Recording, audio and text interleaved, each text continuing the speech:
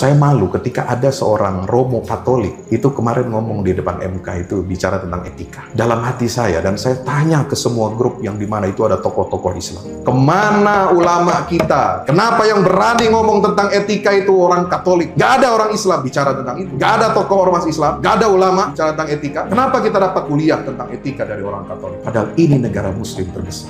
Mau kemana negara kita ini? Kita jangan hanya bangga negara kita ini terbesar Muslimnya di dunia, tapi perilakunya hancur-hancuran. Dan itu sebenarnya kesaksian tokoh Katolik di sidang itu sebenarnya memalukan kita, umat Islam. 3 calonnya itu kan semua Muslim, Pak. Dan mohon maaf, yang tanda petik dituding melakukan itu kan juga Muslim semua, betul? Artinya apa? Itu sebenarnya tuduhan kepada kita semua. Cerminan kita disingkap bobroknya oleh orang di luar agama kita, Pak. Malu, Pak. Sementara kita sendiri ulamanya tidak ada yang bersuara lantang seperti itu. Orang tua udah uzur itu, ya. Tapi dia masih berani dan lantang itu bicara tentang etika dan pelanggaran. Oke, kita tidak menuduh. Ini nanti tinggal dibuktikan saja, ya. Tapi saya ingin mengambil intro. Kenapa kita harus berhadapan dengan situasi seperti ini? Padahal kita ini umat Islam tahu kita sedang puasa, kita sedang mendekatkan diri kepada Allah. Ternyata kita ini dijadikan bahan olok-olokan. Ya, itu kesaksian itu menurut saya bukan cuma kesaksian untuk membela satu paslon, bukan. Itu menampar pipi kita semua orang Islam di Indonesia. Oh gitu, ternyata orang Islam nih kalau mau berkuasa begitu.